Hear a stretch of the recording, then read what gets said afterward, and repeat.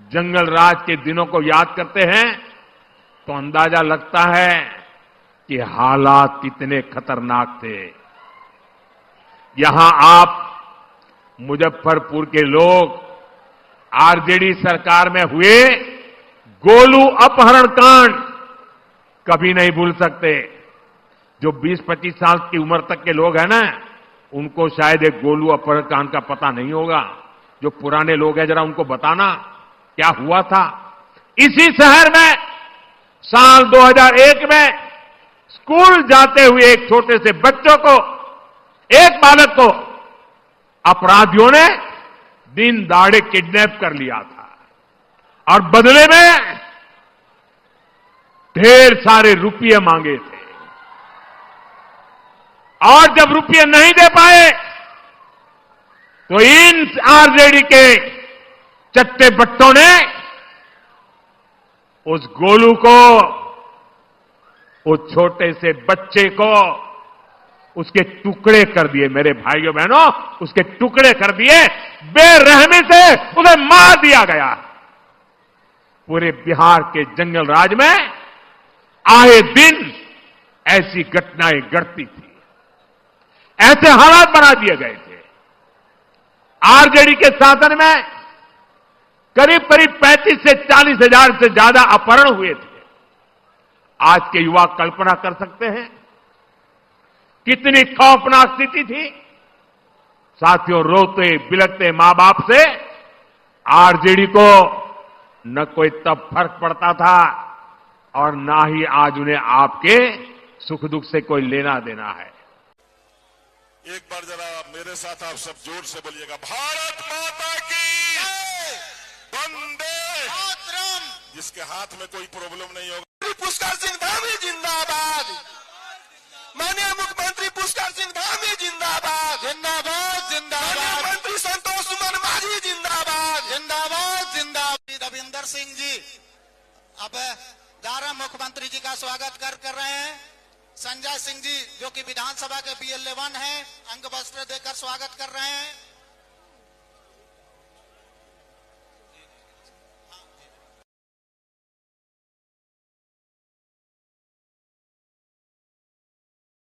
भाइयों बहनों, समस्तीपुर जननायक कर्पूरी ठाकुर जी का जन्म स्थान है। यहां पर कर्पूरी ठाकुर ग्राम भी आया हुआ है और यहां अब तक लालू एंड कंपनी ने कर्पूरी ठाकुर जी को भारत रत्न नहीं मिलने दिया। मोदी जी ने 2024 में कर्पूरी ठाकुर जी को भारत रत्न देने का काम मोदी जी ने किया। मित्रों, मोदी जी ने। और ये लोग कर्पूरी ठाकुर जी से जननायक का विरोध भी छीनना चाहते हैं। अरे लालू यादव जी, आप कान खोलकर सुन लो, जब तक एनडीए है कर्पूरी ठाकुर के जननायक को कोई छू नहीं सकता, कोई छू नहीं सकता। आपने जीवन भर कर्पूरी ठाकुर जी की अपमान किया, अवहेलना किया और अब कर्पूरी ठाकुर के नाम पर आप वोट मांगने निकले हो। समस्तीपुर वाले आपको जानते हैं। मैं कह रहा हूं आप उनको कहो कि देखो भैया, हम आपको वोट देंगे, आप स्टेज पे आके नाच लो। नाच लेंगे, नाच लेंगे। कह रहा हूं आप कोशिश करो। मोदी जी आइए, स्टेज पे आइए, भाषण मत दीजिए, डांस कर दीजिए, हम आपको वोट देंगे, देखना कर देंगे। जो भी करवाना है करवा लो। मैं आपको बता रहा हूं, महाराष्ट्र में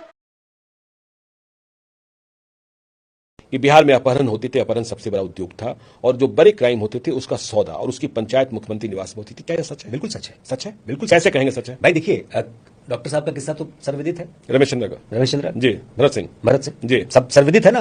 कौन नहीं जानता है कि भाई नई गाड़ी आती है, उठा ली जाती है। शादी वाला किस्सा, शादी वाला, अपहरण वाला किस्सा। फिर पता चला कि जब एक डॉक्टर साहब पहुंच रहे हैं कहने कि हमारे बच्चे का अपहरण हो गया, तो बोले कि ऐसा कुछ देके निपटा लो। भाई आप किसी को कहेंगे और वो बाजार में आकर नहीं कहेगा, ये कैसे संभव? ये संभव है। मैं दियरा की बात कर रहा हूं। मैं चंपारण से आता हूं। चंपारण में दियरा एक इलाका है। अब तो वहां पर सड़कें बन गई और अब हम लोगों के गांव से गोपालगंज आने में 1-1.25 घंटे का वक्त लगता है। पहले 4 घंटे का वक्त लगता था, कभी कभी दिन भर लगते। उस वक्त क्या होता था ज्ञानेश्वर जी कि एक इलाका ऐसा था जहां पर अपहरण करके लोग लाए जाते थे। बिल्कुल, ठीक है।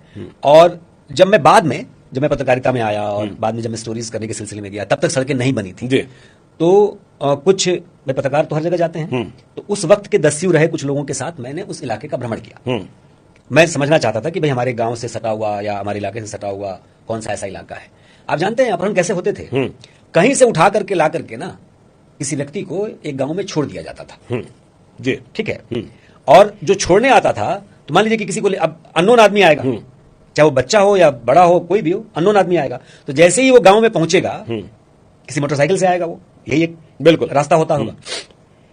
कई परिवार उसके पास आएंगे कि हमको दे दीजिए, हमको दे दीजिए, हमको दे दीजिए। अच्छा, हमको दे दीजिए मतलब क्या? कि हम इसकी देखभाल करेंगे, बदले में जो मिलना है तो तय है, तो हम खाना खिलाएंगे, हम उसकी देखभाल करेंगे, वो हमारे। दिन पहले मैंने टीवी पे देखा, एक तरफ यमुना, गंदा पानी, उसको अगर कोई पी ले या उसमें घुस जाए बीमारी हो जाए, दूसरी तरफ छोटा सा मोदी जी के लिए तालाब, दूर दूर से पाइप से पानी आता है, और उसी के 10 गज दूर हिंदुस्तान की सच्चाई। उनको यमुना से कुछ लेना देना नहीं, उनको छठ पूजा से कुछ लेना देना नहीं, उन्हें सिर्फ आपका वोट चाहिए।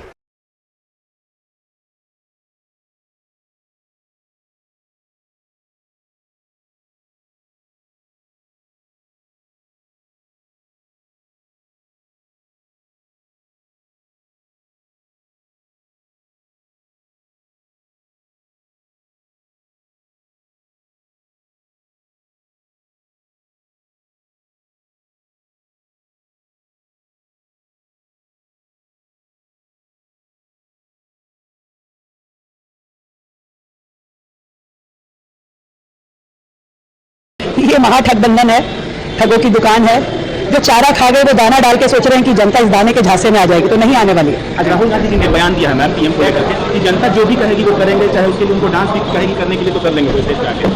देखिए, राहुल गांधी जिसे जलेबी कहाँ बनती है, कैसे बनती पता नहीं, जिसे आलू कहाँ पैदा होता है पता नहीं, जब वो बातें भारत में करता है, बिहार में खड़े होकर करता है, तो मुझे हंसी आती है कि उसको जो पाठ पढ़ाया जाता है, जो सिखाया जाता है, तोते के जैसे आकर के बोल दीजिए, उसे मालूम नहीं कि वो क्या कह रहा है, किसके लिए कह रहा है। तो ऐसे व्यक्ति के किसी भी वक्तव्य पे कमेंट करते हुए मुझे शर्म आती है।